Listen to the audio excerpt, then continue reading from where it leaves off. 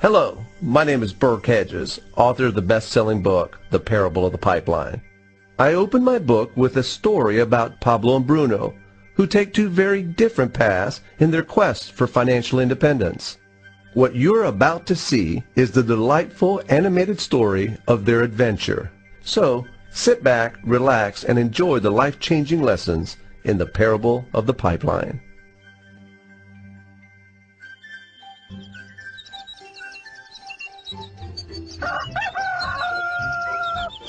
Far away, in a small village, near a beautiful valley, lived two friends, Pablo and Bruno. They were both young and dreamed of a better life for themselves. They'd often discussed their dreams about how they would become the most successful men in the village. They weren't afraid of hard work, and they searched for opportunities to help realize their goals and achieve their dreams. One day, an opportunity presented itself.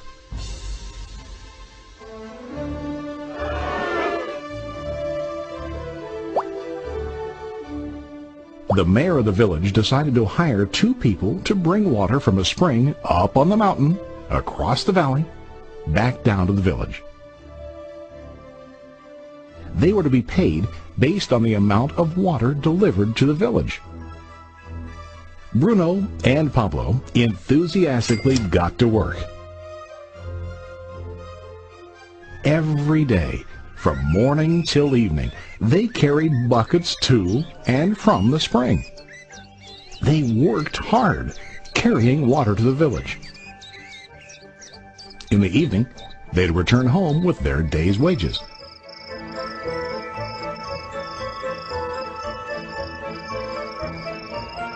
Bruno was satisfied with his work and the money he earned.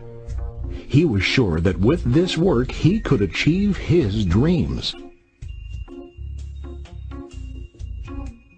Bruno thought that to increase his wages he could use bigger buckets to bring more water each trip.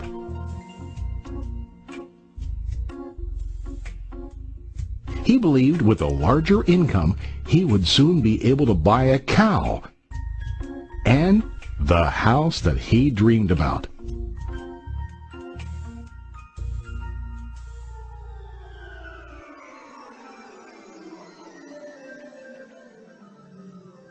Now Pablo was not satisfied. At the end of the day, his back and hands ached, and he was exhausted. He was looking for an easier way to earn more. One day an idea occurred to Pablo. He imagined building a pipeline to deliver the water from the mountain spring to the village. With this pipeline, he could get more water to the village without carrying buckets back and forth from the spring to the village. Soon, he got very excited about his idea and began to plan. Pablo, of course, shared his idea with his friend Bruno and asked him to join with him to work on and help build the pipeline. Bruno thought the idea was crazy. All Bruno could think about was what his money could buy today and how to get it quicker. He felt that building a pipeline would slow him down and delay him in achieving his goals. Instead, Bruno got bigger buckets and went more often back and forth, fetching water. He was sure that with this method, he could make more money. Pablo decided to build the pipeline on his own. He understood that it would not be easy to build, and it would take time to complete the pipeline. Pablo knew that it could take several years to finish, but he set his mind on his goal. Every day he worked and carried water like before. But on weekends and during his spare time, he worked hard to dig in the rocky soil and build his pipeline. In the first month, there was little to show for his work.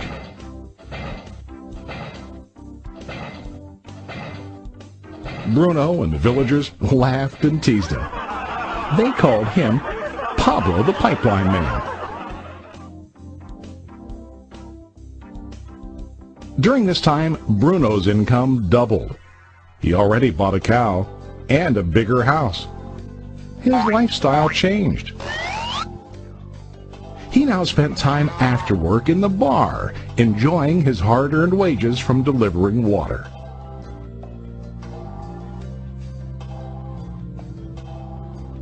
What Bruno didn't realize was that his body was starting to stoop from carrying the heavy buckets every day.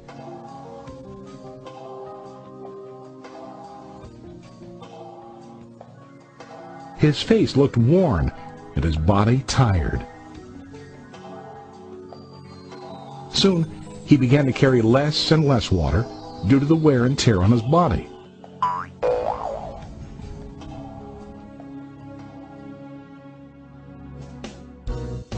Month after month, Pablo worked. Soon a year passed, and then a second year.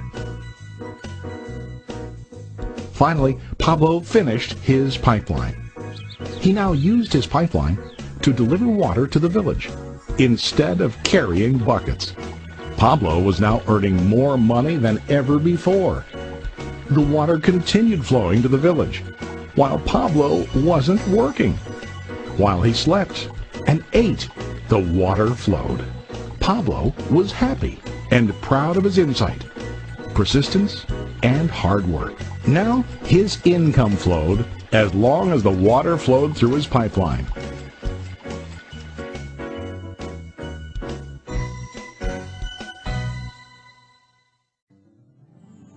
The story of Bruno and Pablo is a reflection of life. Their jobs symbolize what most people do to earn money. Bruno gets his money using buckets. He goes back and forth, carrying his buckets from the spring to the village in exchange for money. To increase his income, he either has to go more frequently to the spring or to use larger buckets. It's common in real life to increase our income by working harder. For example, working overtime or getting a second job. We also increase the size of our buckets by accepting a higher paying position, which often includes spending more time on the job. Most of us exchange time for money like Bruno. We know that every person has only 24 hours in the day and that it's not possible to use all our time to work. The most difficult time comes when we can no longer exchange time for money due to age, health, or other reasons. Then, our income stops. Now let's review what Pablo did. Very wisely, Pablo did not exchange all of his time for a limited income, but he used some of his time to build a pipeline. He knew that the pipeline would bring ongoing income as long as the water flowed. An ongoing income that multiplied the time he worked each day. Pablo knew that someday, maybe because of age or health, he would no longer be able to exchange his available time for money. Pablo knew that if he could make his idea of a pipeline work, then he only has to do the hard work of building the pipeline. After the pipeline was completed, Pablo was able to monitor and maintain the flow of water to ensure that his income will continue.